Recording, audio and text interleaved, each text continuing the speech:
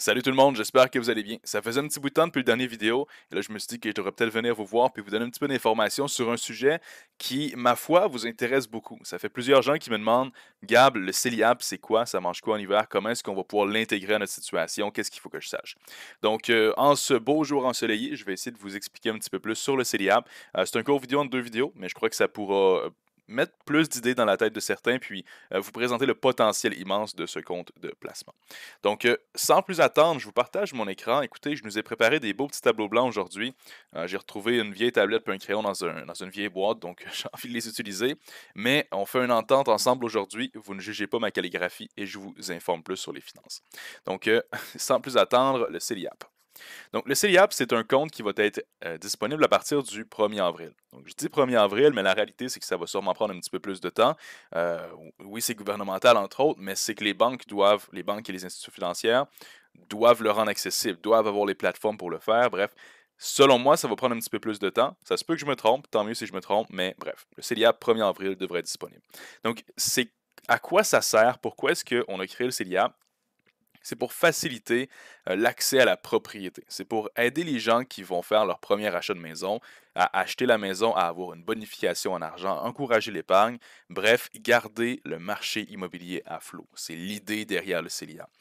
On le sait historiquement, les prix des maisons augmentent toujours, le prix des autres services descend toujours, mais l'immobilier est une chose qui est toujours en hausse, donc c'est un outil de plus à votre corde. Parce que historiquement, lorsque un jeune couple, ou bref, des gens qui voulaient acheter une maison, une première maison, avaient de la difficulté, on se tournait vers un autre outil qui était le REER Wrap. Puis là, je vais vous montrer comment ça marchait. Vous l'avez certainement déjà entendu parler. Ce que je faisais, c'est que je prenais l'argent, j'envoyais ça au REER. Et lorsqu'on cotise au REER, vous le savez déjà, ça génère un retour d'impôt en fonction de votre taux d'imposition. Et là, ce qu'on pouvait faire, c'était faire un wrap, prendre l'argent du REER, la retirer sans pénalité, en parenthèse à ce moment-là. Et là, on avait l'argent du REER plus le retour d'impôt qui me générait ma mise de fonds. Donc là, pardonnez l'écriture, là, on se comprend, c'est mise de fonds. Le problème, c'est que ce fameux wrap-là, je devais le rembourser sur 15 ans. Et quand que je remboursais mon wrap, quand je remettais de l'argent à mon REER, c'est ce qui se passait réellement, eh bien, les retours d'impôt, je pouvais y dire non. Parce que j'ai déjà eu des retours d'impôt sur de l'argent, le gouvernement n'est pas assez gentil pour m'en donner deux fois. Donc, ça, c'était la solution qui arrivait. Le gros hic, c'est que les gens sautaient trop sur cette option-là. Bon, bref, ça, c'est mon opinion. Les gens sautaient trop sur cette option-là. Et ce qui arrivait, c'est que, disons qu'il y avait un taux d'imposition à 27% aujourd'hui, cotisé au REER, recevaient leur retour d'impôt. Après ça, augmenter de salaire, parce que naturellement, dans la vie, on prend de l'expérience, on gagne plus d'argent. Taux d'imposition augmentait et le perdait de l'argent au taux de change sur les nouvelles contributions réelles. Donc, c'était pas nécessairement winner comme solution. Donc là, le CELIAP, qu'est-ce qu'on fait? Vous allez voir, c'est très simple. On prend de l'argent qu'on envoie au CELIAP, là, je vais mettre ça CA pour abrévier, et qu'est-ce que ça nous donne? Ça nous donne un retour d'impôt. Lorsqu'on cotise à un CELIAP, c'est exactement la même chose que lorsqu'on cotise à un REER. Ça nous donne exactement le retour d'impôt. Est-ce que fiscalement, c'est exactement la même chose? Non. Mais ce que vous devez vous rappeler, c'est je mets de l'argent dans un CELIAP, ça me donne le même retour d'impôt qu'un REER.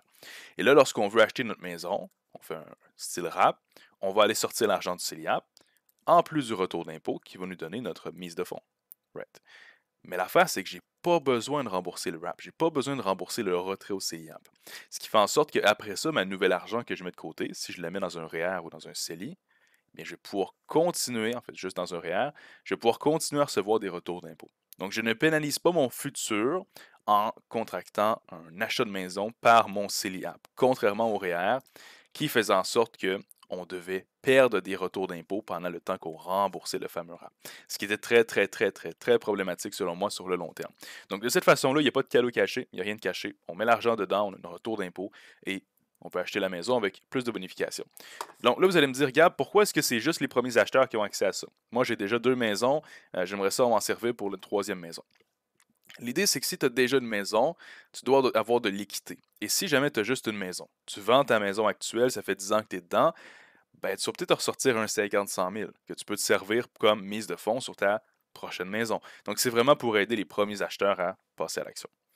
Donc, qu'est-ce qu'il faut savoir sur le CELIA? Eh bien, première des choses, c'est, ben, oui, disponible le 1er avril, ça on en a parlé. L'autre chose que je veux parler, c'est le 8 000 par année.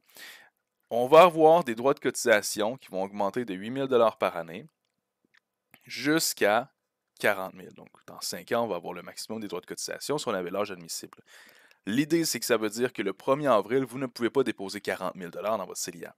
Vous devez y aller par tranche de 8 000 chaque année pour vous rendre à un total de 40 000. Deuxième des choses, j'ai 15 ans pour prendre l'argent.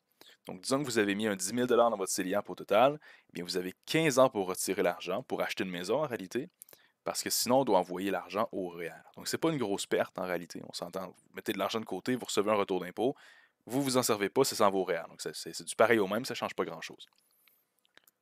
Ensuite, troisième chose, est-ce que ça s'adresse à tout le monde? Eh bien, la réponse que je vais dire va peut-être être controversée, mais pas du tout. Voici ce que je veux dire. On a Hugo, qui est notre client exemple aujourd'hui. Hugo est un étudiant de 21 ans et il ne travaille pas. 100% à l'école. Ses parents payent pour tous ses livres, son école et tout ce qui vient autour. Donc, il a un salaire annuel de 0 $. Maintenant, ses parents qui sont très sportifs sachent que Hugo va terminer l'école bientôt et qu'à 25 ans, il aimerait ça qu'il s'achète une maison. Donc, ils vont donner de l'argent à Hugo pour qu'il la mette à son CELIAP. Est-ce que les parents de Hugo font une bonne chose ou font une grosse boulette? Eh bien, voici où ce qu'on en est. Si vous avez bien écouté dans la vidéo, vous aurez compris que c'est comme des cotisations REER et que les cotisations REER dépendent de votre taux d'imposition pour vous donner un retour d'impôt. Dans le cas de Hugo, il n'y a aucun taux d'imposition. Il est à 0% d'imposition. Chaque dollar que ses parents vont mettre en CELIAP va lui rapporter 0% en retour. Donc, dans ce cas-là, on mettrait de l'argent au CELIAP, ne donnerait absolument rien en avantage. Et là, Hugo serait forcé de prendre cet argent-là pour s'acheter une maison d'ici les 15 prochaines années ou de l'envoyer en REER, et tout ça lui aurait donné aucun avantage. Donc, dans ce genre de situation-là, ça peut être préférable de prendre l'argent et de l'envoyer au CELI standard, parce qu'il n'y a pas plus d'avantage de l'envoyer au CELIAP, et là, on a accès à l'argent en tout temps. Une stratégie que j'aime bien faire avec mes clients, ou que bref, on faisait avec le REER, mais là, on va faire avec le CELIAP, c'est que je prends de l'argent, je peux l'envoyer au CELI. Si je sais que monsieur et madame vont changer de braquette salariale l'an prochain, je vais ensuite prendre l'argent du CELI et l'envoyer dans mon CELIAP. De cette façon-là, j'ai toujours eu accès à l'argent en tout temps. Si après 6 mois j'ai un imprévu, je peux quand même me servir de l'argent. Si je change d'idée pour la maison, je peux reprendre mon argent. Et là, pas longtemps avant l'acquisition, ou bref, quand on a une certitude ou qu'on a une augmentation de salariale marquée, on envoie l'argent au CELIAP et là, ça devient rentable. Il n'y a aucun avantage à se presser vers le CELIAP tout de suite. Si ce n'est pas quelque chose que vous savez, que vous n'êtes pas sûr de faire, parce qu'on peut attendre un petit peu avant de le faire. Il y a une façon de jouer avec son argent pour rester flexible et d'aller chercher tous les avantages au moment donné pour que ce soit préférable pour vous.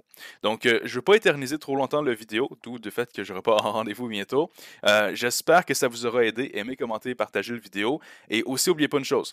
Si vous aimeriez qu'on aille plus loin dans votre dossier, vous aimeriez travailler avec mon équipe, sous la vidéo, il y a un lien pour prendre rendez-vous. Notre but, c'est d'aider les gens qui veulent passer à l'action. On veut trouver des clients avec qui travailler, des gens motivés. Donc, si tu réponds à ces critères-là, prends rendez-vous dans la description ci-dessous et on va pouvoir se jaser très bientôt. Donc, prends soin de toi et on se dit à bientôt. Salut!